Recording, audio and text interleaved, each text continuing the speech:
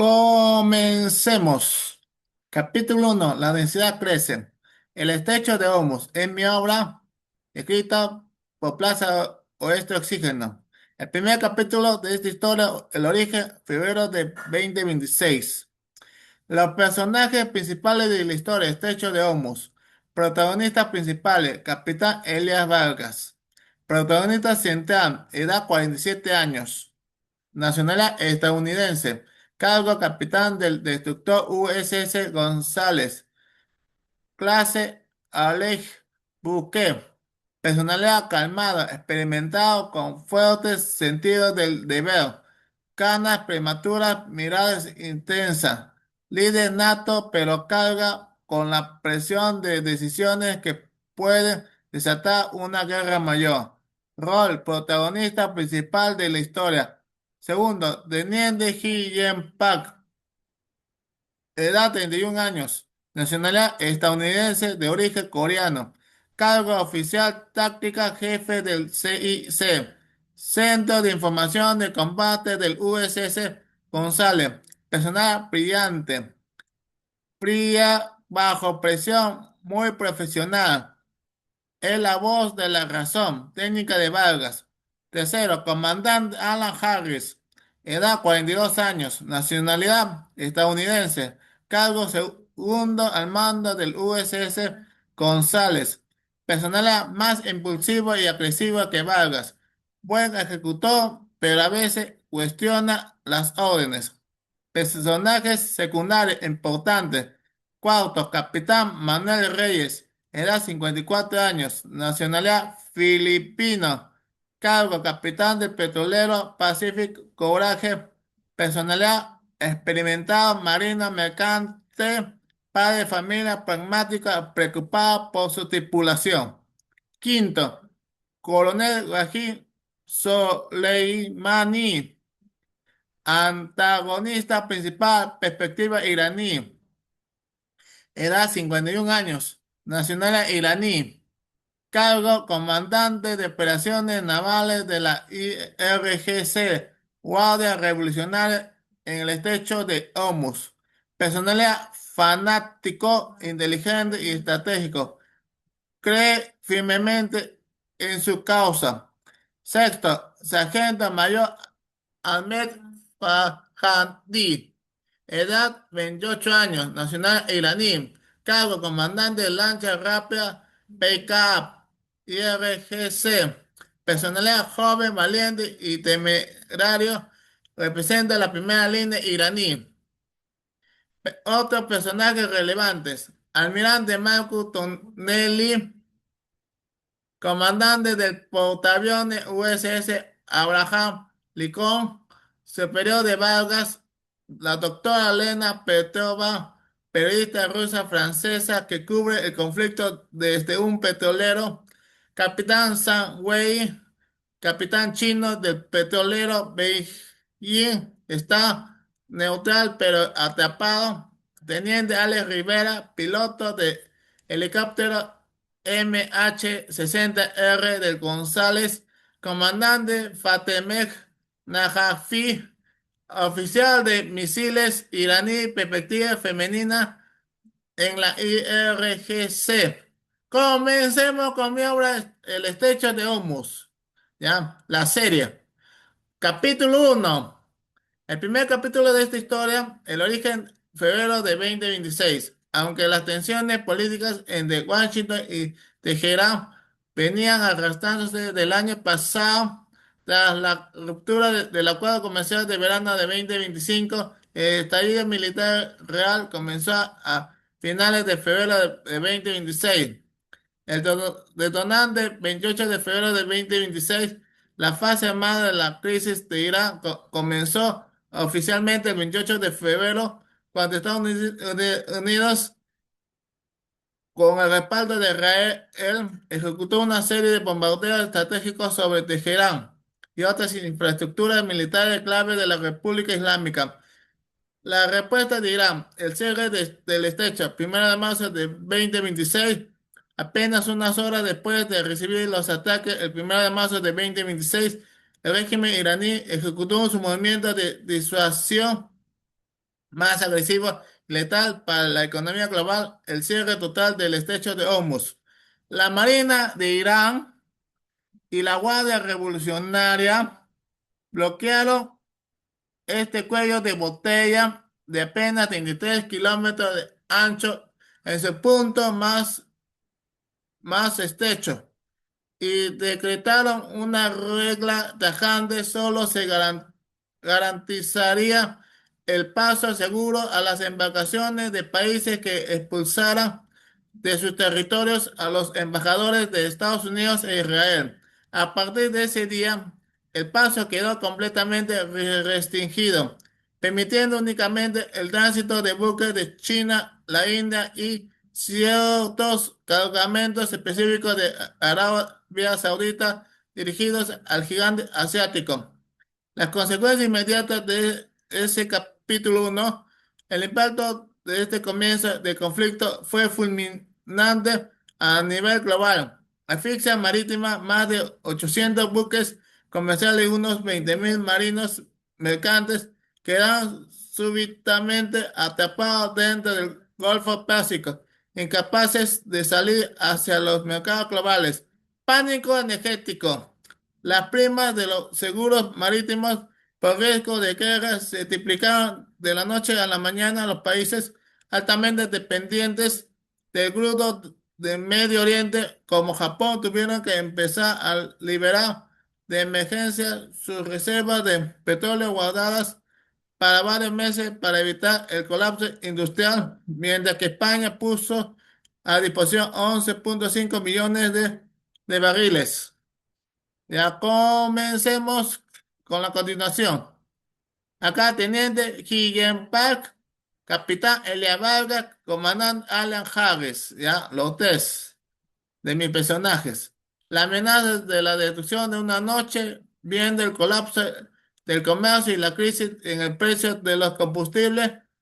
A inicios de abril, el presidente Donald Trump lanzó su ultimátum más severo, amenazando con eliminar al país entero, Irán, en una sola noche, si no reabrirán el canal.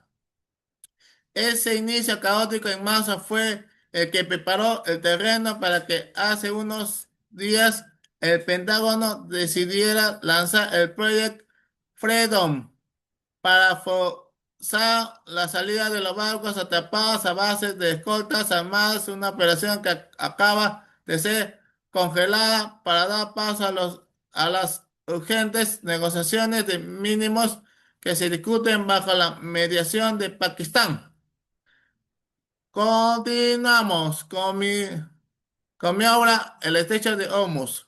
El primer capítulo de esta historia, el origen febrero de 2026, aunque la tensión de política entre Washington y Teherán venía arrastrándose desde el año pasado tras la ruptura acuerdo comentario de 2025, el estallido militar real comenzó el comienzo a fines de febrero de 2025. Este es mi comandante. Acá ahora vamos a hablar sobre el estrecho de Hormuz. El primer día, cómo comenzó. Ya, febrero de 2026, día uno, estrecho de Hormuz. El capitán Elías Vargas nunca imaginó que su nombre quedaría ligado para siempre al estrecho más peligroso del mundo. A sus 47 años, Vargas era uno de los oficiales más respetados de la Armada de Estados Unidos. Experiencia en el Mar Rojo, el Golfo de Adén y dos despliegues en el Pacífico, alto, de mirada penetrante y cabello negro salpicado de canas prematuras.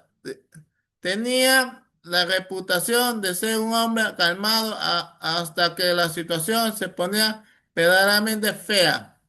Esa mañana de febrero estaba en el puente del USS González, un destructor clase Alej Purqué, observando cómo el sol salía sobre las aguas del estrecho de Hormuz.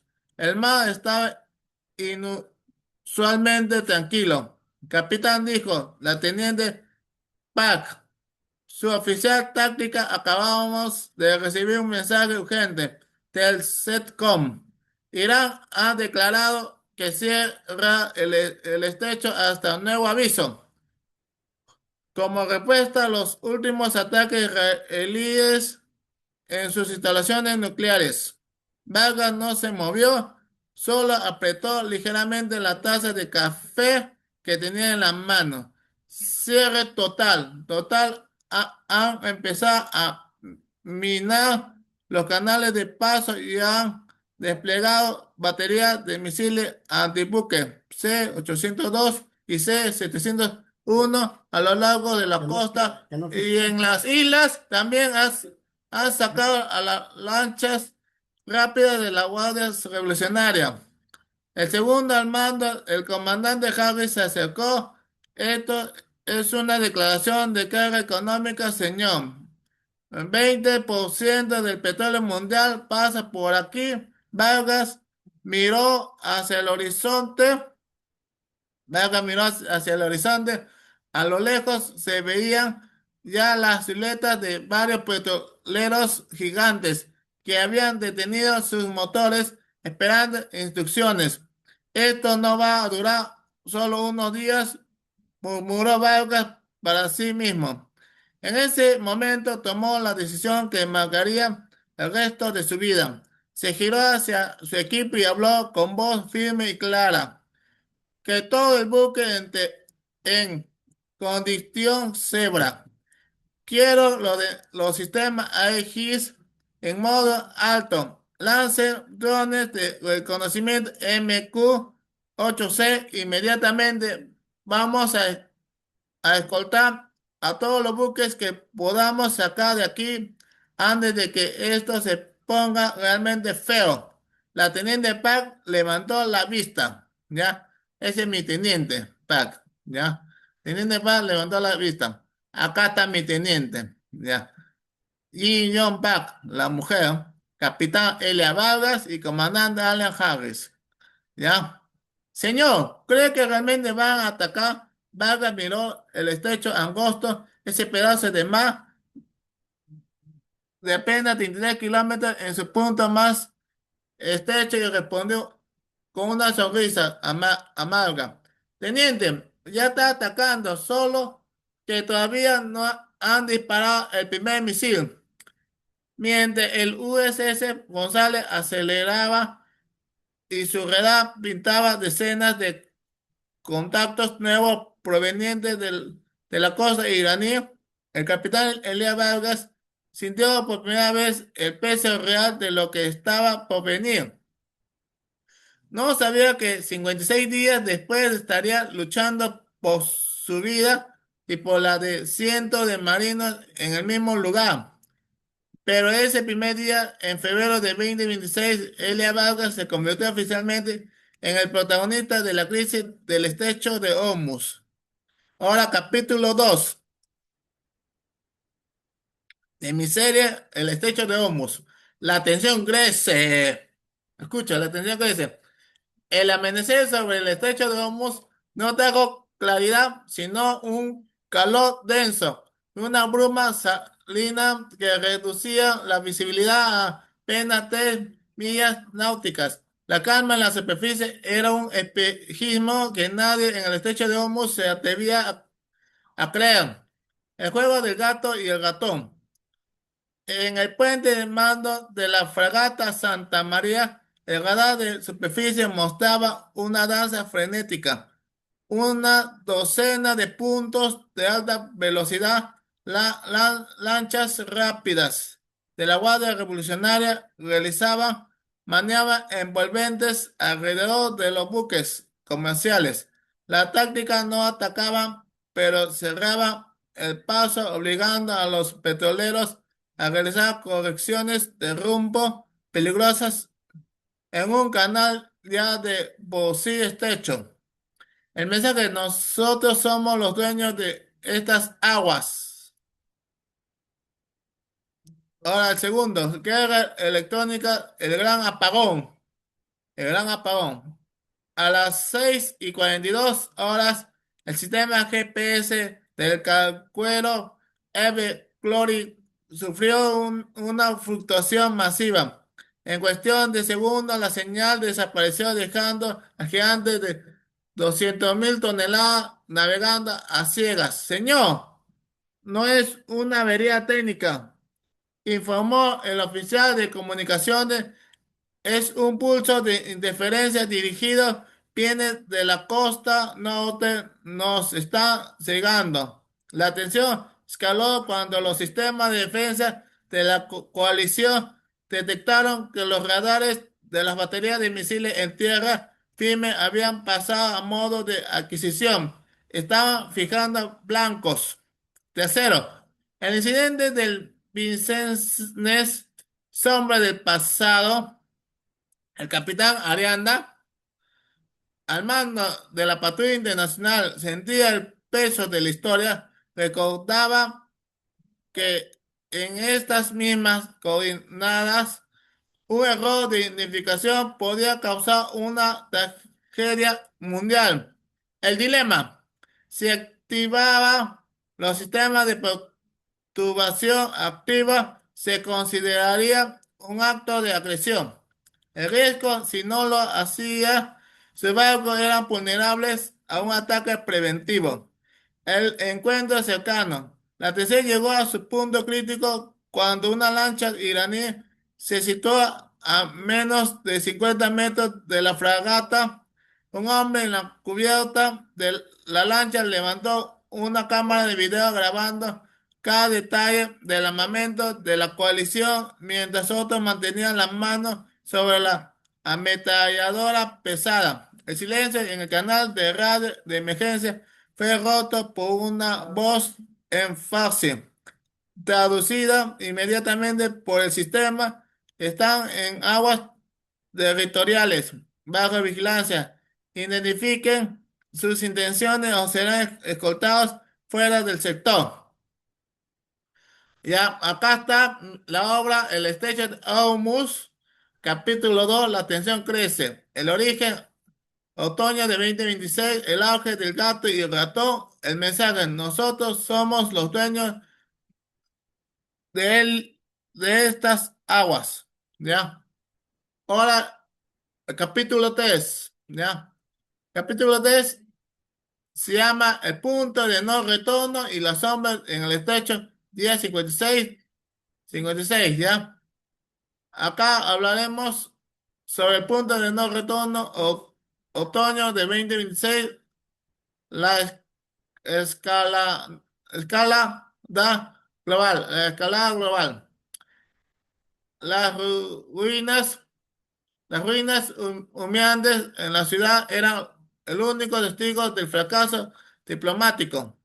De los eventos de febrero, la coalición intentó una última tregua, pero el ataque coordinado con drones sobre las reservas de energía marcó el cruce de una línea invisible. Ya no había vuelta atrás. El conflicto se había extendido, envolviendo a las potencias globales en una guerra humana implacable bajo un cielo permanente oscurecido por la ceniza. ¿Ya? Acá hablaremos del capítulo 10, pero para la próxima semana hablaremos. No te pierdas ni un capítulo de la serie El estrecho de Hormuz, tan interesante en Plaza Oxígeno y gracias totales.